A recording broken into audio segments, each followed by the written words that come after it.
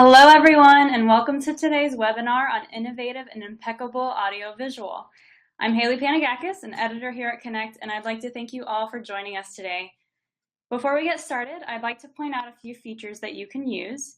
You can type in your question for Austin in the comment box on the left-hand side of your screen, and feel free to submit your questions and comments throughout the session. We'd love to get your feedback and your questions. A recorded version of this session will be available on demand on our websites tomorrow. So if you have any questions about obtaining a certificate of attendance, please contact me. It's hpanagakis@connectmeetings.com. I'll share more information about that at the end of the program, but we're going to go ahead and get started. I'd like to thank Visit Lex for making today's presentation possible. And since this topic is AV, they provided a video for us to share a bit about their destination. I'm going to pull that up.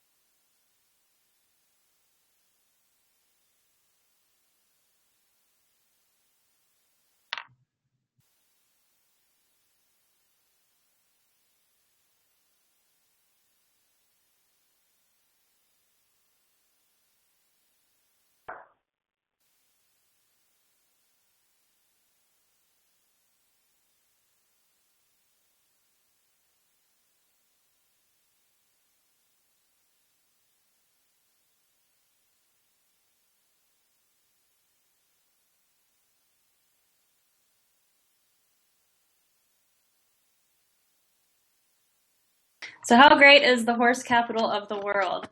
Thank you again, Visit Lexington, for sponsoring us today. Now, it's my privilege to introduce today's speaker, Austin Johnston.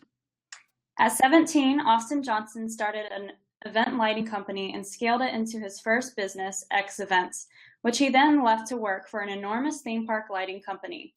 He started design, management, and production company, AK Johnston Group, in 2008, and despite launching during the Great Recession, his company has grown an impressive 300% every year for the last 8 years. Part of that success may be attributed to having technical production and custom fabrication capabilities under one roof. He manages a talented team of designers and engineers who push the envelope when it comes to design materials and meld them both with out there technology. Though based in Orange County, California, Austin has worked in 7 countries and 20 states for the likes of Gucci, Keurig, Rolls-Royce, Toyota, and Vitamin Water. He's also a Connect Marketplace speaker, which is coming up August 25th through 27th in Grapevine, Texas. Austin, thank you so much for speaking with us today. Whenever you're ready, the floor is yours, and I'm going to pull up your PowerPoint if it's not up. That's great. Thanks so much for having me, and I'm really excited to tell you guys a little bit my experience here in just working with, as I got the introduction there, some crazy brands and doing some crazy activations and events. And what I'd like to do is probably cast a really wide net with you all. I know we have a lot of people attending from the corporate side and the association side, so it's interesting, as well as Faye, interesting to kind of give you guys really interesting toolkit, as well as an interesting skill set that you can probably parlay into your businesses, properties, hotels, what it may be. So I've really tried to hone in on things that can affect all of you in a positive manner and really kind of reflect in your own business, make your life a little bit easier, have a little more fun, or maybe introduce you to some ideas and answer some questions that you guys may have had already. So kind of the framing conversation here, in my opinion of it, is that technology exists to help tell your story. And design is important in order to make your story approachable, relatable, and memorable. Design and technology should always go hand in hand to tell effective stories that are both innovative and memorable. So that's something that I like to kind of focus on. We built our business on that mentality of kind of making sure that whenever you're designing something, you're instilling a little bit more technology or a little bit of new so you can show something new to somebody. Because at the end of the day, all of our meetings and conferences and events are relatively similar in nature, but they're entirely different. So combining design and technology, I think, is really where you really get some magic to happen from your shows. So one of the first things I want to kind of give you guys, which is kind of a neat little feature, and I get asked a lot, is about how to get rid of the mic runner and also how to get rid of the aisleway line in some of these general sessions that we'll do that have Q&A. So what's cool is that I'm going to introduce you guys to a new technology here. It is called Slido. It's at slido.com. So what you guys can do right now, actually, I have a live session for this conversation, is you can go to slido.com from your mobile device using your phone and enter this conversation's group ID. It's #2113. And you guys can actually ask me questions in real time throughout the program today. That's where the bottom right corner will have that lit up. This is a cool technology that we kind of found not too long ago that all my clients have really enjoyed, because they do have a premium service that you can pay for, but they also have an entry-level service, which is free. So what you do is you go on slido.com. One of the really cool things about Slido, again, is that you can make free codes for any meeting within a week of your event. And then you can kind of keep going. You can actually have people ask questions anonymously, or they can actually use their name. When you're actually live in a session, people can actually vote up their favorite questions. So what's cool about that, because I've been doing those sessions for 1,200 people or so, what's really cool about that is that when you have that many people asking questions and treating it from smartphones and not smartphones and Samsung devices and that one person that has a Motorola Razr, obviously what's cool about that is that they can all get involved without downloading an application or needing proprietary software, and they can use it from all of those devices. So again, just a cool little feature. On my end, using an iPad, I then have a dashboard, and so if you have a panel of speakers on a stage, you guys can use Slido for free. Give them an iPad, and you can be in the back of the room kind of moderating that panel, which is phenomenal because you can also push questions to that person and even add greater attention to those questions for those presenters. Really, really cool, really powerful tool that right now you guys can utilize in your meeting. One thing that I get asked a lot about, because we're in the AV world of the crossover thing, there is finally a checklist, and we've made it just for you.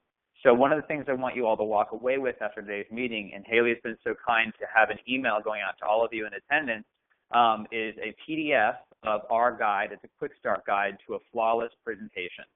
So we made this really for you all. It's designed for a meeting planner's go-to to keep presenters organized in your binder while running a show, or for corporate producers. So let's say that you work for a large corporation and you travel with the CEO. The cool thing about this is that you can kind of make yourself a writer. So if that CEO is speaking in Dallas, Texas at a generic, meeting type thing, you can email over or even bring this writer with you and just pass it off to the AV booth. So what I'd like to do for the next couple minutes here is go over in detail what this sheet goes, kind of details on and why they're important. Because what I think I've done here is organize the most generic questions from any speaker or presenter who's going to be walking on a stage and who's going to need technology from the front of house or audiovisual booth. So jumping right in there, the first section is going to touch on 16:9 versus 4:3. A lot of people ask what 16:9 versus 4:3 is. It's a widescreen format. So widescreen format is almost for every single, computer, LCD screen, plasma screen, that kind of thing. It was a format that kind of got standardized right around 2000, but we haven't really fully integrated until now. I would say 95, if not more, percent of technology companies, the PSAVs of the world, and also technology providers are all using widescreen. So I would probably ask that you guys tell your presenters to present in 16:9, And to make your lives easier, the Flawless Presentation Guide that I created has instructions of where you can find those menu items in PowerPoint as well as Keynote. So I'm going to jump over because I invited you guys to Slido to do an interactive Q&A, and I want to touch on Q&A while we're talking. And I do have some questions coming in here. So I have a question here. Can the question show on a screen for all to see? And the answer is yes. There is a dashboard, and the dashboard can live on a laptop in your front of house booth and patch into your screen. Now, since I am pretty vain personally, I don't love the dashboard because I don't believe it can stylize as well as I like to do it, you know, with the font sets and that kind of thing.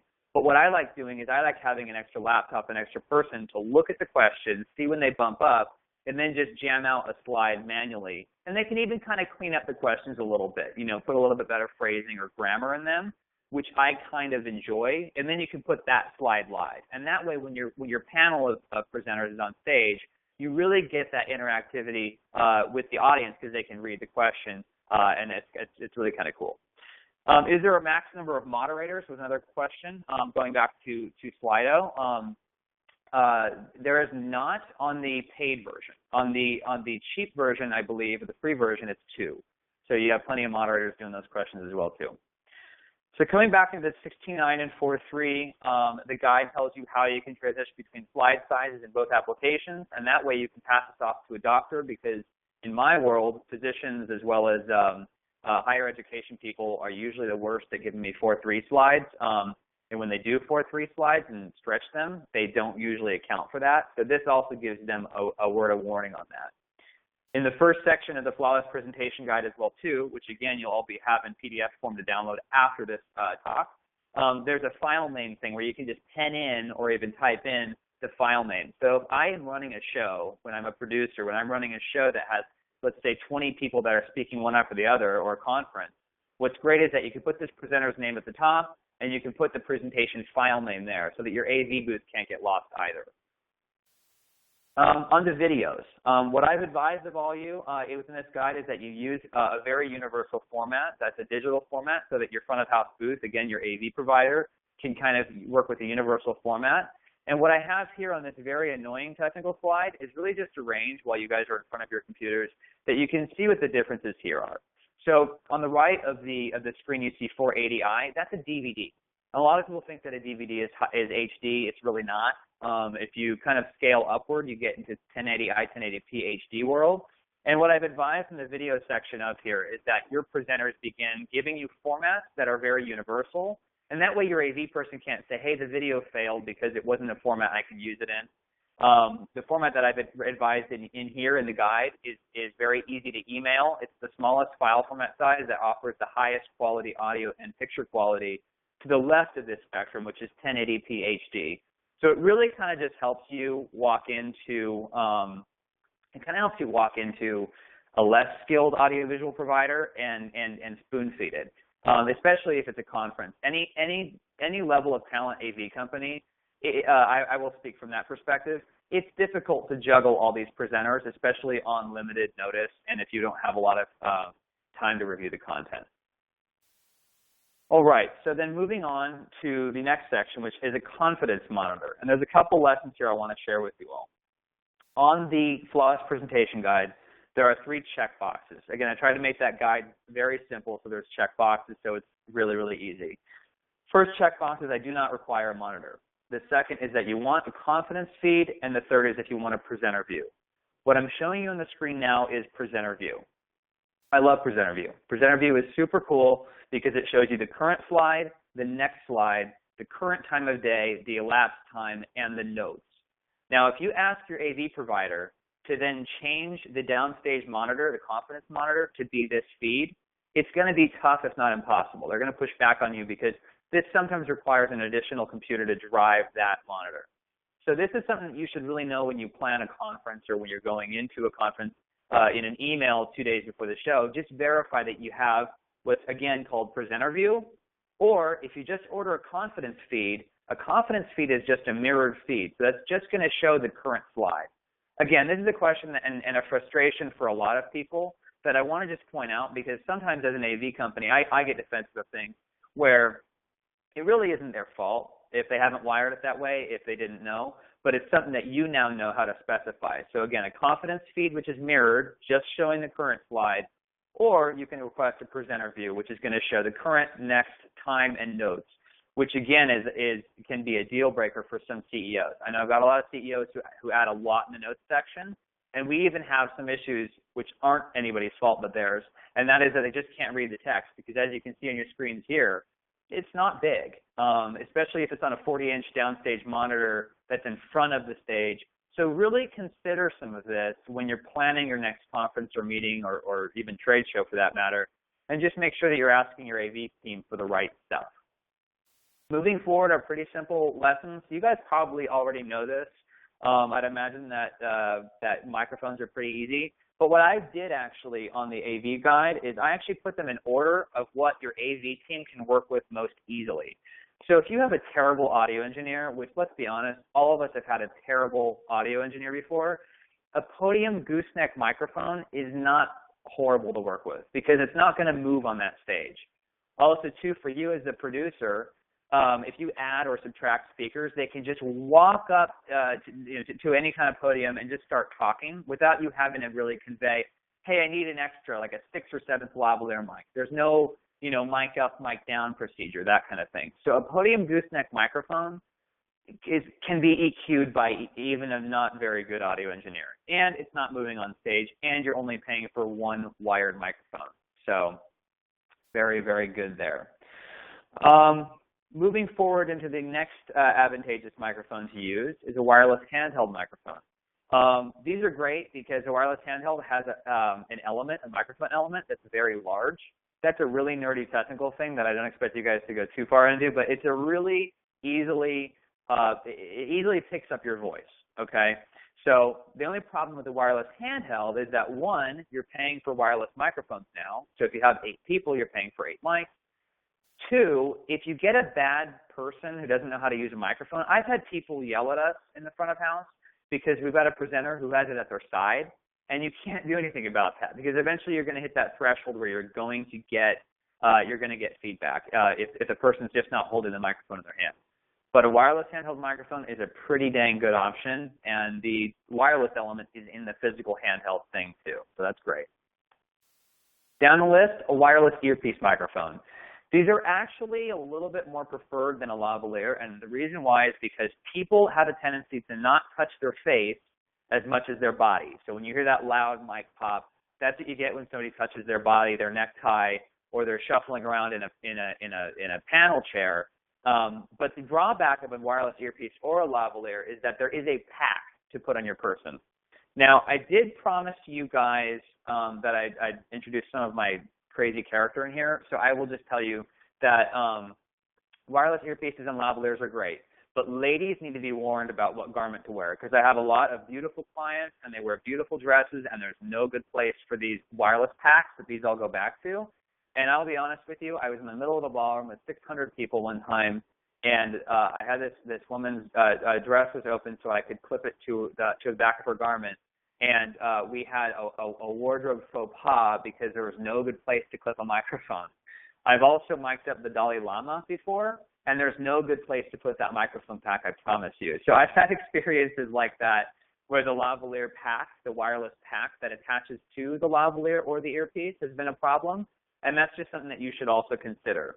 In my flawless presentation guide, there actually is a warning in there that says, note to speaker, please wear a belt or have a pocket for a wireless microphone pack to be placed on your body in both those areas. So I've tried to be a little bit warning or cautious for you guys for that as well too. Moving forward into the lavalier mic, like I said, lavalier mics, no matter what skill level of your AV team, they're horrible. They're horrible to EQ. They're horrible in general because you can rub them, a garment can rub them, the clip can get pulled, and you still have the pack element thing. So that's just something to consider. And a lot of people default to saying lavaliers because they seem to be easier for a planner, and they are in some ways because the presenter can then walk around with them and do that kind of thing. But they're not easier, and they have the highest likelihood of being a problem when people cannot hear or something of that nature. So that's really kind of the least ideal microphone pack to use. So I'm going to jump back really quick on some Slido questions I'm getting coming in here. and there is presenters that are speaking remotely via Polycom with a mic. Is there a better option to use? That's a really specific question, and if you're unfamiliar with what that means, it means that people are basically phoning in to attend a meeting. And there's a lot of proprietary technology behind Polycom phones or really any brand of phone that comes in there, or conference dialing system, and some of them have hardware and some of them do not. Unfortunately, that comes down to how big your room is and if there's interaction. I was working for a law firm recently, and they had a really simple request to basically connect two conference rooms via conference phone, and there was an audio delay of about 2 seconds between them. And that is a buzzkill. That completely ruined the slickness of that. So we had to actually wire the rooms up with a live system so we could dial out with one thing. Now, Polycom is a great company, and Polycom really does a nice job of having an audio output and an audio input from the audio console that your AV team is running. So using Polycom as an example is a really interesting one for me because the new Polycom equipment is phenomenal. The older Polycom equipment can't do that. So it really comes down to what technologies you're pairing and how big your AV team is. I know that this webinar here has attendees that have groups from 10 to 20 people in a room and probably limited budget for technology, and other of us are working with 600 to 1,200 people in a giant ballroom. And you want to figure out if you want two-way interaction, like the dialing group can ask a question and also listen to answers, or if it's one way, where people are just listening in. So if you have an office, let's say, in Texas and an office in New York that are listening to a conference, actively listening, that's usually not a problem that you are going to have with a Polycom phone. You really have issues when you have the asking of questions and the telling of answers on both ends. So that's a little bit difficult. And then jumping back again, I've had an AV company recently tell me that wired mics are going away and they only provide wireless at wireless pricing. My take on that is that wired mics are extremely outdated, and I think that it really comes down to expectations. I do a lot of celebrity speakers at conferences, and I know that there's not one of them that would be okay with a wired microphone. I still think that a wired podium microphone is a go-to. I don't think that there's one. I mean, there's not one Oscars. There's not one, Emmys or Grammys that uses a wireless podium microphone. I still use them because I can still verify that there's a hardwired connection. And in the event of failure, equipment failure, I always like to have a run-back mic. And if I have a speaker orientation, I always like to say, hey, if your microphone goes out or starts cutting out, because God forbid, it can't happen, run to that podium mic because it's wired and you're not going to have that interference. So an AV company is strong-arm you into saying that they only do wireless. I don't think that they're wrong for saying that because you really should adapt to wireless because it's kind of the way things are going. But no one should strong-arm you to the point where they won't do it. Because when I mix bands, I recently, we just did audio for Aerosmith and for Kesha and Leona Lewis at a recent corporate gala. And all those microphones on stage are all wired. The vocal microphones are not, but there's that as well too. So it just comes down to who you're working with. And there's been other webinars that have told you guys who to partner with from an AV standpoint, a production company or AV provider. And that's something I'd like to task all of you with: is find that partner and don't let them go. Whenever I win new business, I always ask first, I say, do you have a relationship with another vendor? And if they say yes, I usually shy back from working with them because as soon as you all find your vendor, stick with them because it's tough to find a good AV vendor or production company. I promise you that. So if you got somebody strong-arming you on wired microphones, might not be the best vendor for you. And the final question I will go to right now before we move forward to the next section here is what's the best way to mic up a panel of 10 to 12 presenters? Twofold answer is that I would not have a panel of 10 to 12 people. And the reason why, because I've done this before, I've done 12, 15 people on a panel, is that I got a very common complaint from my audience, and that was that nobody had enough time to speak their point. And if they did, they were talking over each other. So the best way to mic them up, unfortunately, is going to be a lavalier or earpiece situation. And it also depends on how they're standing or sitting. If you have a table in front of them, usually you don't want to do table microphones because if somebody pounds their hand on the table, all of those mics will go off. I mean, they're not going to sound good. And I've always had those guys who are super Italian, speaking with their hands, that kind of thing, and they start hitting the table, and there's almost no good audio trick around that. So doing something mounted to the body is going to be a better trick on that. When I do the roundtable style events where you have sofas on stage with 10 to 12 people, you know, kind of like a Comic-Con panel, maybe director's chairs, I usually default to using handheld microphones because that's truly the best way to do it, because then they can bring the microphone to their mouth, they can be heard clearly, and they know when they're on, type of thing. So it's a little bit easier for your audio engineer to do, because 12 microphones is hard to mix.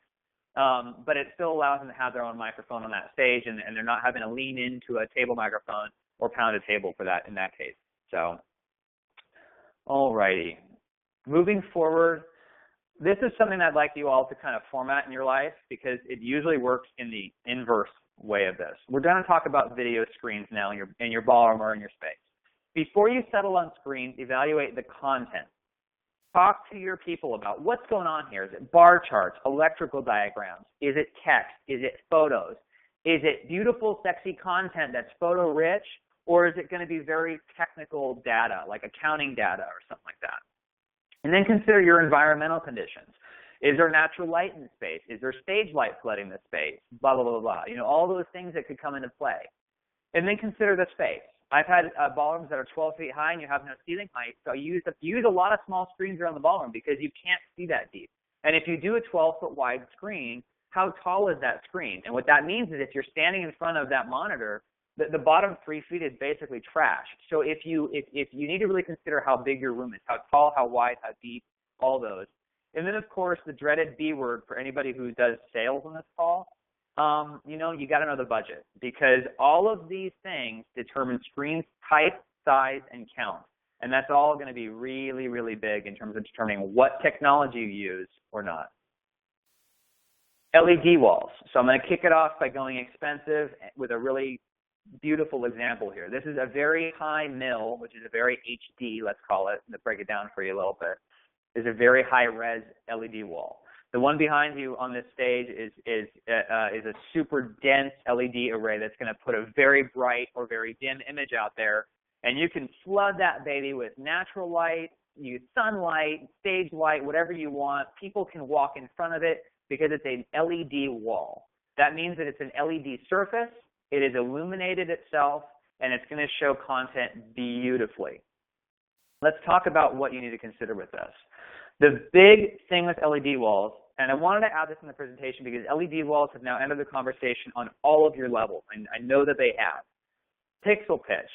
Your AV people are going to want to talk to you about pixel pitch. And pixel pitch is basically the distance between pixels. So on your LCD screen, if you put your face right up to your screen on your computer right now, there's little pixels in there. On an LED wall, those pixels are much larger because they're being used for an arena or a ballroom or what have you with people very far away. The smaller the pixel pitch, and it's usually measured in millimeters, the better the image is going to get. So back to my other LED wall, that's about a 3 millimeter pixel pitch. It's 3 millimeters between pixels. Now, I've done things for Coachella, and we've used a 15 millimeter, which is vastly different, because if you're 15 feet away from a 15 millimeter pixel pitch screen, you cannot see the content. It looks like garbage. It'll look like a screen door, like you're looking through it. But if you're 100 feet away at Coachella, because the stage is 40 feet deep and your front row is 25 feet back, and the screen is elevated 30 feet in the air, 15 millimeters is going to look really good, and it's going to save you money, it's going to save you weight, and it's going to consume less power, and processing the image is going to be a lot easier for your tech team to figure out. That's not to say that projection is out, because LED walls, just like projection, are super cool because you can basically make them as big as you want. LED works in tile format, so you can kind of tile it as wide and as short as you want to make weird sized screens, stage skirts, whatever you want.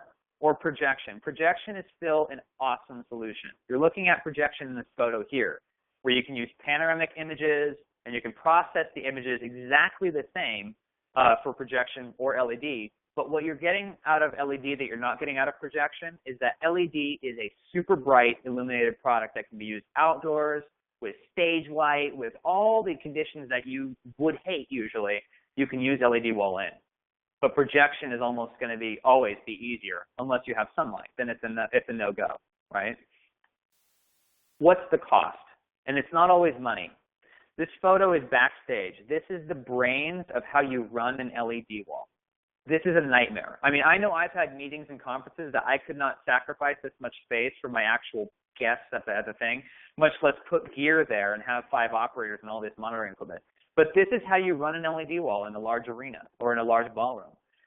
Can you afford not just the money, but can you afford the space? You know, can you afford all these technicians to be working back there? A Slido question came in earlier about audio, video, lighting gigs and about how many people work in front of house. Forget front of house. This is a back of house. This is just how you tell those LED tiles how they operate. Make sure that they're operating beautifully. Make sure that your camera switching is proper, your video layouts are proper. So what's the cost? And LED walls are honestly more money. They're more money, they're more people, they're more space, they're more weight. But again, they're powerful and they're awesome when you can afford the space and time and what have you. At the end of the day, and this goes back to my very first thing, was that design and technology go hand in hand. And considering innovative layouts and screen uses is really, really, really going to be your key. In this Autodesk breakout room, we have which this is actually, you know, a beautiful breakout room. It's the size of most main sessions. But we have 3 screens for a purpose of the middle screen is the guy's PowerPoint, and the side screens can be either his PowerPoint or the talking head, the iMag, the live feed imagery. So that's pretty cool, right? What we thought about here with the projection, these are all projection screens, we thought about how people are going to be consuming the content, how we're going to be switching the content, and what is it that we're asking people to kind of digest. And that is a podium plus a panel, heavy content sometimes, and sometimes not enough content. We just want that talking head and people to have a great view where the panel is elevated and enlarged on those live video screens. Innovative layouts and screen uses. Almost the exact same note as the last slide. We have a beautiful, twice as wide as it is tall from a widescreen format, center screen, and that's for all that beautiful content, for all those product launch videos, all that sexy, flashy, colorful content. And those outside screens can show something as simple as a logo or as complex as, you know, just a live video feed of that person at the podium, or we can even just mirror content and just have content flying around. In all of these cases, this one included, in all of these cases, you're going to need a pretty heavy front of house, and you're really going to want to convey that to your AV team of what your expectation is on how you're going to be using those monitors.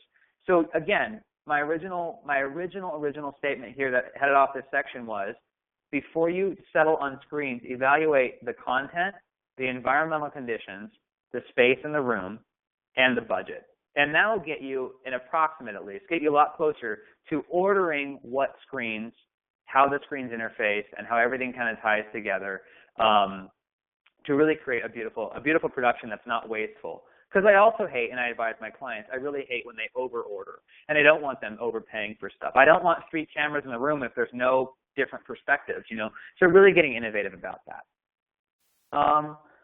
Let's take just a second here and just see some questions here from Slido.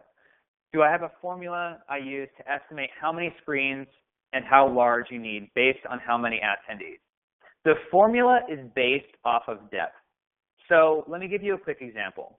If I've got a 100-foot deep room, so my furthest audience member is 100 feet from the screen, and the screen is 20 feet wide, that's going to be like a 1-to-5 ratio, right? Now, I've had clients order the biggest projection screen that'll fit in a room, but the room's only 20 feet deep.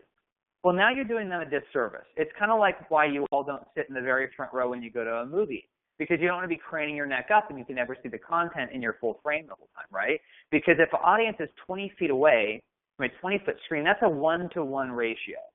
And so very often in a 20-foot room, I'll suggest that my clients go with LCD screens. So let's say an 80-inch LCD, because that's a really large screen area size of a relatively affordable monitor on a stand. And then they say, well, that's just a TV in my house. Well, yes, it is, but it's an 80-inch, which is about 6.5-foot wide image, and it's the furthest away from your audience it is 10 feet. Again, 20-foot room, but if I have one on the left and one on the right and then some on the wall, your audience is only 10 feet away. So what is your aspect ratio from that? It's a 1-to-2 ratio. So that's still pretty bold in-your-face content. So I guess my formula, and it comes down to content, because you've got somebody putting fine text. You got to really be the right determiner of that yourself as the producer. Just consider, don't think that bigger screen is better. Just consider how far is the furthest audience member away from that monitor in order to figure out where it should go, how big it should be, and how many to put around the room. I've also had rooms where I had a 100-foot deep ballroom that was 50 feet wide, and they were all facing, forward on the 50-foot wall. And a client had always done 2 screens at 12 feet wide flanking. And I said, that's ridiculous, because if your audience is 100 feet away, it's more effective to take off a screen and just do 1 screen in the very back wall and make it huge. So now we got them a 16-foot projection screen, which wasn't that big, but I didn't have the ceiling height. But it actually was more advantageous than having multiple monitors. It didn't really quite make sense to have multiple monitors for that client. And they thanked me profusely because we got a brighter and higher definition projector on the job and a bigger screen area. So your furthest audience member actually had a better experience watching 1 larger monitor rather than 2 smaller monitors. So to keep time, because I can come back to questions, I'm going to keep going here. So let's just keep moving right along. I get asked a lot about projection mapping. And projection mapping became common about 4 or 5 years ago, but not very accessible because of money. And now I'm here to have a really real talk with you all about content and about mapping. My first example here is very hard to understand with one slide. It looks like a very funky looking room. It's actually projected content. So it's a flat square room, a soundstage, and this is all flat projected content. This is what you get when you have a very, very good content animator and they know how to work with light, because light is what makes an animation impeccable. So that's what's really going to get, that's basically the selling point of any kind of content animation. This is also what you get when you spend $500,000 on the actual content. So if you have the budget to generate the content, you can really output some amazing stuff. This is not mapping, because this is all projected in a square room with flat white walls. What mapping is when you cross over the custom content generation that's beautifully animated with a uniquely shaped object, like the Sydney Opera House here. So this is what happens when, instead of projecting on a flat white surface, you are now taking a wireframe model of a weird shaped thing and you're projecting custom created content onto something. Now, all these things are there's a lot of information, I realize that, but let's break it down to a smaller scale that's more accessible. I recently executed, and our company actually did this. This is my activation in New York. This activation for Toyota. And Toyota had this envy themed party. It was a 7 Deadly Sins themed party. So we wanted to create some content for the new Prius that would make it envious. So we did this Adam and Eve scene where the apple was picked, all that kind of thing. And we have a twofold thing. This is a mapping job. So we're creating not only content, so custom digital created content, but then we're also mapping it and warping it around a car. It sounds really easy, and my client did not quite understand the complexity of what we were doing, but we had to actually cover the car in all matte white to make the car into a projection surface. Once the car became a projection surface, we actually had a laser scanner come out and do a laser depth scan to create a wireframe model of the depth of the car. It's kind of like when your AV team is focusing a projector and it looks like it's out of focus because the distance from the projector to the screen might change. When you project onto a three-dimensional object, that's how it goes on all of it. So you need to create a digital format. And there's software that we technical nerds use to figure this all out. But when we import the wireframe model, it then maps it. But your content animator has to do all of this. We have to actually animate 4 different perspectives, and this is only because it was projected from only the sides and the front. If we project it on top and also or on the back side, it's even more projection angles. You have to actually make all of these different video loops. You have to shoot some of this content, because if you're driving through the woods, if you looked forward from the bumper, back from the back bumper, up from the roof, and then from the side out of the window, it would be referencing differently. So we have to actually animate all 4 of these perspectives from scratch. So if you have, let's say, a 1-minute piece of content, we have to animate 4 minutes of content, which sounds easy, but the average per second to animate, it's about 3 to 4 hours per second to animate content of this nature. We had different content here. We had cityscapes where you'd be driving through. Again, the same issue. We had to animate the top view of the city, the front view of the city, the back view of the city, and the side view of the city to make it look like you're driving through New York and then warp that around the figure. So now what you're all wondering is, can I do this because it looks cool? And the answer is sure, but like any content budget, even if you have a company like an art company or an agency that's designing, let's say, a slideshow for you, or like a slideshow deck for you, making it just look really good, really cohesive, good fonts, good branding, good photos, that's going to run you in this world for, let's say, a 5-minute piece. You should budget about $100,000 for content. Now, there are adaptable ways of cheating this. I recently did it was a really cool, like, it was a beach-themed corporate event, which we tried to make really, really chic and really sophisticated. But we had scenic flats on the back wall of a 100-foot wide ballroom.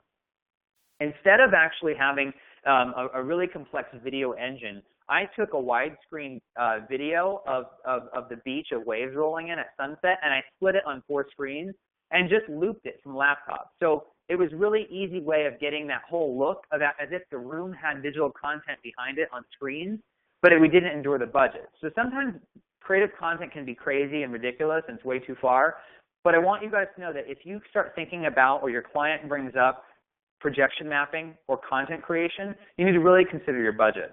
The lowest end you're going to find a well-done 1-minute creative content thing is going to be in the $10,000, maybe $5,000 range of like that. That's your kickoff point. So unless you have $5,000 to $10,000 to work off of for a creative content budget, I'd be careful about how much you offer for really cool dynamic digital content. When you introduce mapping, you're basically going to double that budget. So when you're trying to introduce the referencing of wrapping a building facade or projecting onto a vehicle, that kind of thing, you're basically going to want to double that budget. So it can be a little bit scary and a lot to work with, and so I'd advise that you don't get too far over your head with that. This is an interesting little slide here that you've all been asked, and let's just talk about it. Let's just go there, guys. What have you seen or done to add wow factor? What new ideas have you seen? How do we add energy to our show? And we have no extra budget. I know you guys have all been asked this, and we've all been in between those conversations, and I'm going to give you like 5 good things that you can take away from this right now, and you can tell your client next time you get asked these questions. I'm sure you guys all, face palm. These are some really good takeaways. Professional voiceovers for statements. You've all asked your AV person to take the microphone and announce that there's a break coming up, or 5 minutes till find your seat, that kind of thing. But what I'm going to give you guys, and Connect is going to send the email to you all, and it's already uploaded on my end, about 15 or 17 voiceover statements that all professionally have the voice of Disney. It's that same like voice of God statement, and it has all of them asking 10 minutes, 5 minutes, thank you for coming, break coming soon. And I even have, because I'm ridiculous and we're based in California, we have the voice of Disney who actually did a Christmas one for you. But they're all generic, so you all can use these tomorrow in your meetings or trade shows or in your ballroom. So instead of having the audio guy facing the microphone, you can load up an iPod or whatever, or your computer, and you can have a professionally voiceover that says, ladies and gentlemen, please, that kind of thing. And it's professionally executed.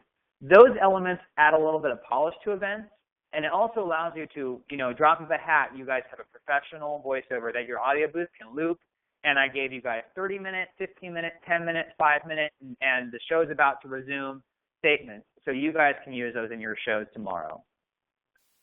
Another thing, and this is actually a booth and an example we just did for VidCon, and I had this client who asked me, they said, hey, our client wants to add the booth schedule to the trade show booth, and this could be in a hallway of a convention as well too. Austin, can you price out 8 prints and for your team to swap out the prints twice a day? And I said, hey, what if we just gave you an LCD screen and mounted it vertically on this pillar that doesn't have anything else on it in the aisleway of your trade show? And they go, well, what's the cost of doing that? And it was actually 20% less money than if we ran all the prints. And that didn't include the labor, right? By using an LCD screen like this, you have the ability to even update content. So when you add a last-minute sponsor that gave you $20,000, you want to make sure that you don't have to reprint everything, and it's also a hassle for you.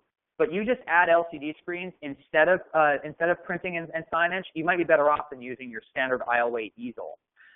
Separately, and we can connect all afterwards. I hope that you all get in touch with me via email or my team via email. It'd be phenomenal. We actually have a little device that we use, and it's a little HD player that you can hide on a TV. You throw an SD card or a USB stick from your laptop into that guy, and it'll play back almost any format of image, PDF, PowerPoint, video, whatever you want, and it'll just loop it all day long. So if you guys have a simple image to put on a TV, you can do that as the conference producer or as the hotel or property, and you can just throw that image in there, upload it, make changes on the fly without having to reprint or announce to your client that, oh, the signage is out of date, or unfortunately, it was well done, we've thrown away that signage before, or you've all paid 20% over to use a FedEx office in a convention center. So let's try to get a little innovative about some of those screens that you might be not placing, and instead of you running prints and signage, go ahead and order a screen. Another resource in the follow-up email is a countdown clock application for the iOS system. It's an iPad countdown clock.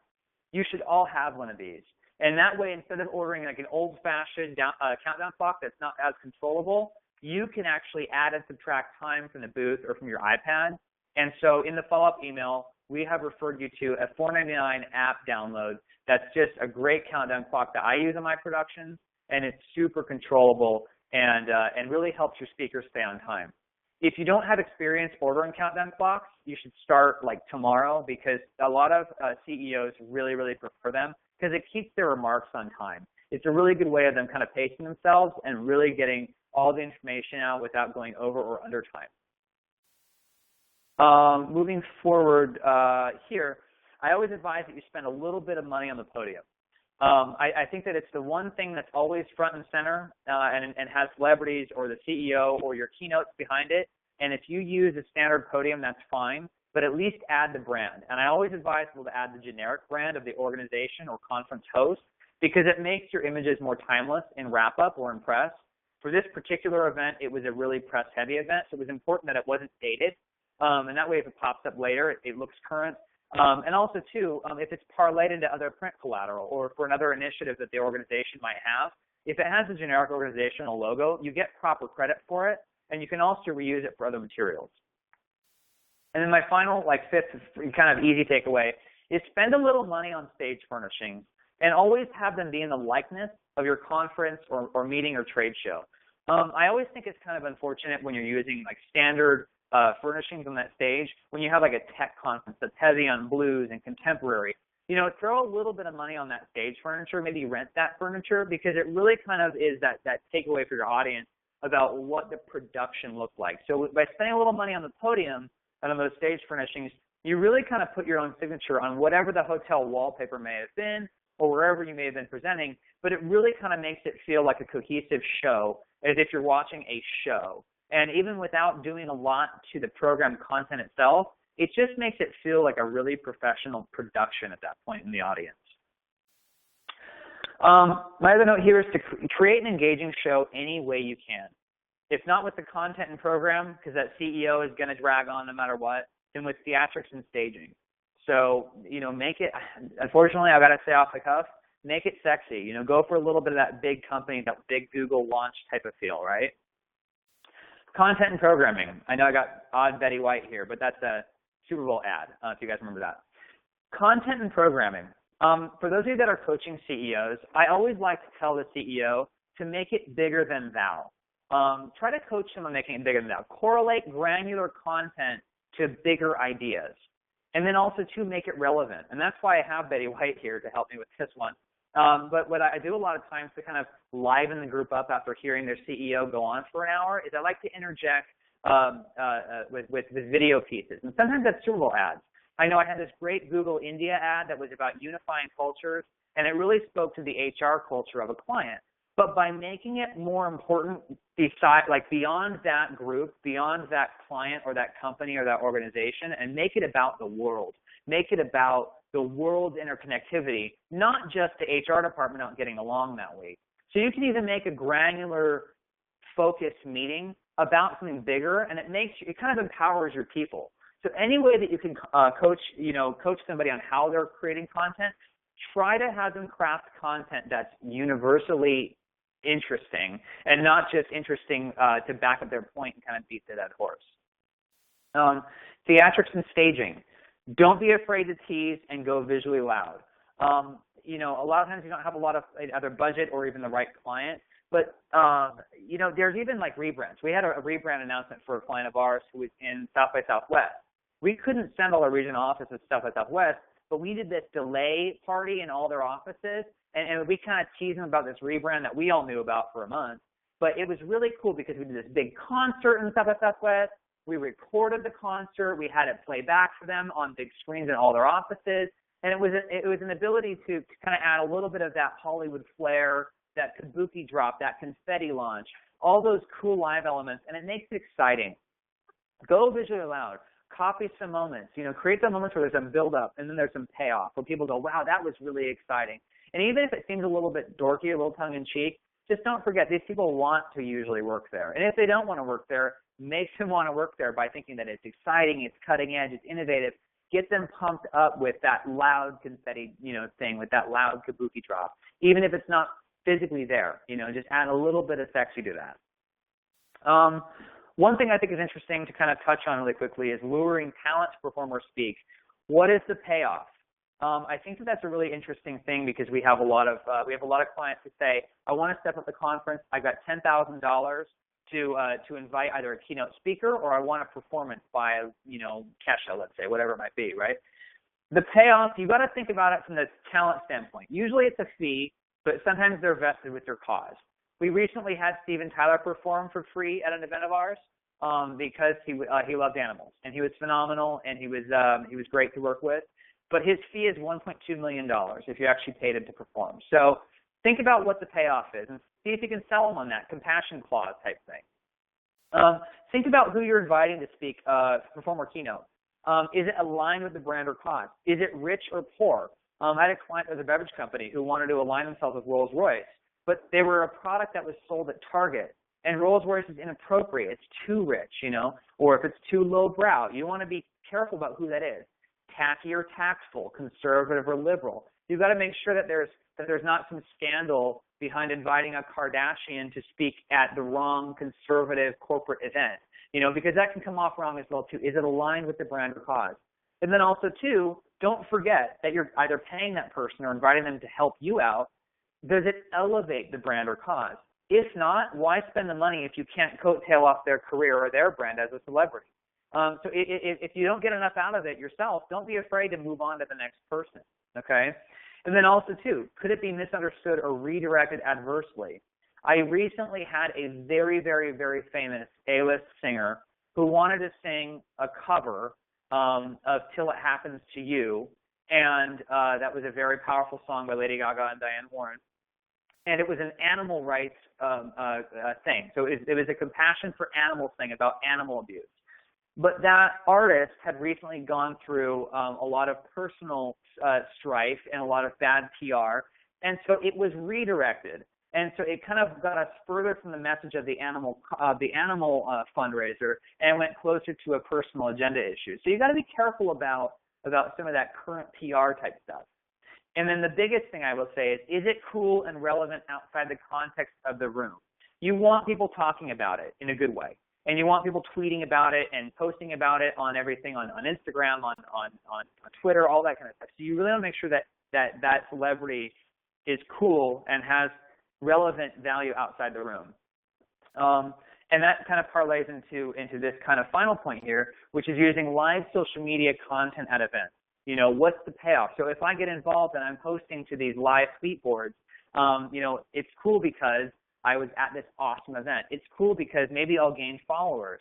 And then also make sure that you're planting content and schedule it amongst staff. So have every PA, have everybody that's at the conference who's helping you on your volunteer staff, your registration committee. Make sure that everyone's posting because you want that robust content flowing through. In the wrap-up email, I have recommended it's a moderated technology provider called Tint. It's Tint Up. And again, in the follow-up email, it recommends them, and it has a link to their website. And that's a live social media interface, it's like a Twitter wall, that you guys can moderate and post really good, powerful content as long as it's robust And as long as you guys make sure that you know that there's got to be a payoff for the audience interacting. Incentivize activity to guests. Make sure that you say maybe the most active Twitter user at the conference is going to win an Apple Watch or something like that. Those cheesy little gimmicks, those do work. There's got to be some payoff for that. So you got to make sure that you kind of plant that seed and kind of lure them with a carrot type thing and walk them in there too. So that's what I have for you. And I'm sorry for talking fast or kind of scatterbraining a little bit. I wanted to get through all this rich content. A lot of questions have come in that I'm seeing about, are we sharing this deck? And the answer is yes. It'll be available, as well as the audio goes along with it, which I'm sure you guys can all slow down. That might be helpful. And more than that, I have some questions as well too on my Q&A here, but we went through really a lot of them. So I feel really good to turn it back over for a little sign off from Connect. And I just wanted to thank you all for your time, and please get in touch and stay in touch. I'm here as a resource even if you're not near us, and I'm happy to help you because we're all in this business together, and it's a tough business. So let me know if I can be of assistance. Hey, Austin, actually, unless you have somewhere you need to be very soon, we can go over a couple minutes if you wanted to take additional questions or whatever you want to do. Great, yeah. Why don't I go ahead and do that? So if anybody's signing off, that's great. And I will talk to you all later. But I'm going to stay on here and just run through some Slido questions and some chat room questions if they come in. I always advise that people end on time, so that's why I was pushing back on that. So that's great. Moving on to Slido questions. I have a question about the confidence monitor and presenter monitors. If the presenter wants notes on one screen and presentation slides on the other screen, what is the best way to set this up so they can advance both at the same time? Well, what I usually do with this is I usually have two laptops driving two PowerPoints. And what I typically do is just send them to two different monitors. And the reason why I do that is because you can have that CEO create two presentations altogether. One of them acts almost as a teleprompter, but it's cued with that content. And every professional PowerPoint remote out there that's professional grade will have two outputs. So we have them all back in our warehouse here, and it's a DSAN queue. It has two outputs, so when you press that button, it always drives two laptops. And professional AV companies, ours included, will always have two laptops back there, and I do that in case one of them fails. In fact, during this webinar, I actually have two laptops side by side logged in case my personal one goes down right now. So they should always keep a backup laptop, but if you have a CEO who wants to run his own notes, typically ask them to make a separate PowerPoint that follows his current slide or her current slide, because you can make that text really large, you can edit it pretty fast, and then your AV company just knows they need one laptop goes to screen one and two laptops goes to screen two. So that's a pretty good way of gauging that. Another question came back to Slido technology. And by the way, Slido is super responsive. If you guys have questions for them, if you get in touch on their website, they will get right back to you, and they're really good about that. Part of it is because they want to play the premium service, but the other part is because they're actually good at it. So there is not a max number of moderators on Slido. That is of attendees on Slido. You have as many attendees as you want because it's kind of like a text service. So you can just text them in all day long. You can have 2,000, 3,000 people be texting questions on that session name, and you are good to go. That is still part of the free service. The max number of moderators is based off of the premium service or not. And the non-premium service is only, I believe it's one or two moderators. So that would be that guy. Mics, tech table, Slido dashboard. On the Slido dashboard, you are able to mark off and or delete questions you've already answered. Now, we always like to say this never happens, but there are inappropriate questions, especially because we do some political events here. And by the way, they are Republican and Democrat, so no one get offended here. But we have to moderate questions. We really do. People can get kind of aggressive on cornering somebody on answering a question. I've done events for, Colin Powell before. I've done events for the Queen of Jordan. I've done events for Richard Branson. And sometimes people want to heckle or ask about something that's sensitive. And what's cool about the Slido dashboard is that you can not only push questions and prioritize, You can highlight them, you can delete them, and you can move on from them. If any of you are on my Slido page right now on your phones, you're actually seeing all the questions, and I'm not moderating them, even though I have the moderating dashboard open on my end. I don't have Slido moderating because I'm trying to run 5 screens over here, to be honest with you. But I can easily delete some of these. So, in fact, if you guys are watching Slido, I can archive these, and you'll see them kind of going away right now. And it's very cool because now you guys are probably not seeing the questions. So those are going away in real time. If you guys are on Slido and playing around with it, you will notice that I just cleaned it up a little bit based on the questions that we were answering. I think other than that, I want to touch back on that. If your event is audio, video, and lighting heavy, how many technicians would you need at the tech table? This is a very subjective question because it comes down to what AV companies like hotels a lot of times like to call the super tech. And I don't love super tech. Super tech is where you have one guy who's running audio, video, and lighting. But it really comes down to what conference you're doing. Whenever I have over 2 microphones, I will usually ask my client if I can put an audio engineer who just does audio engineering. And the reason why I don't like to not have an audio engineer is because I don't believe the audio levels will ever stay the same throughout a conference. So over the course of an hour, somebody's voice will raise and lower, and they'll start talking quietly. And then they'll get excited about something or what have you. And that needs to be part of your audio engineer's job to raise and lower those levels.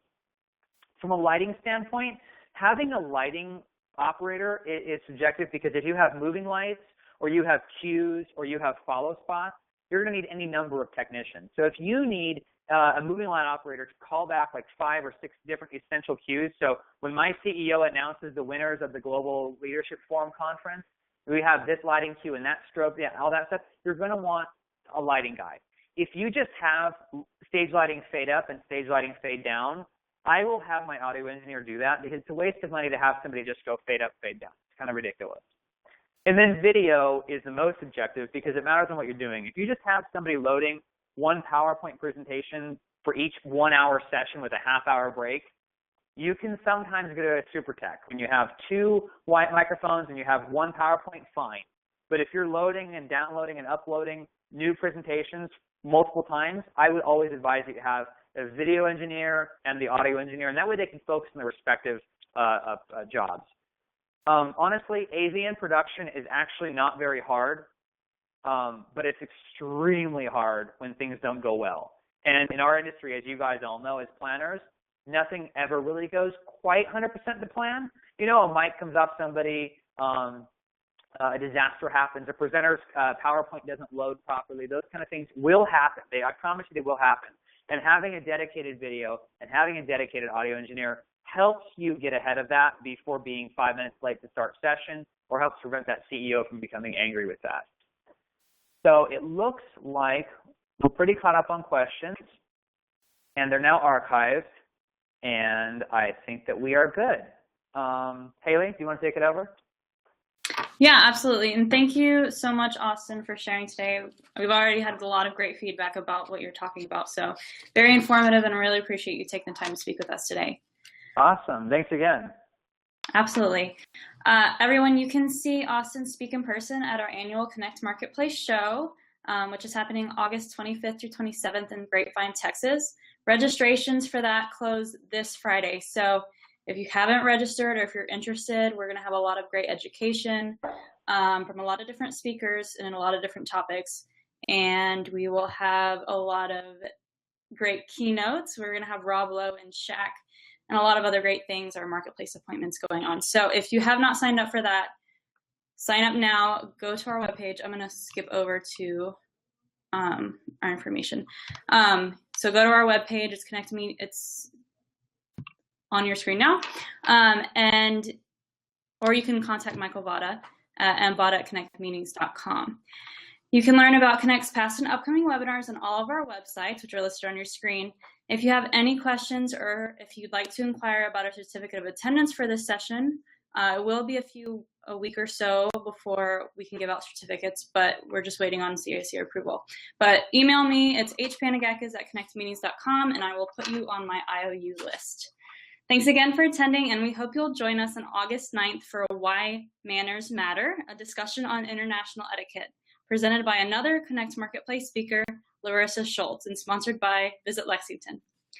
Please don't forget to add us on social, and thank you all for joining us. I hope you all have a great day.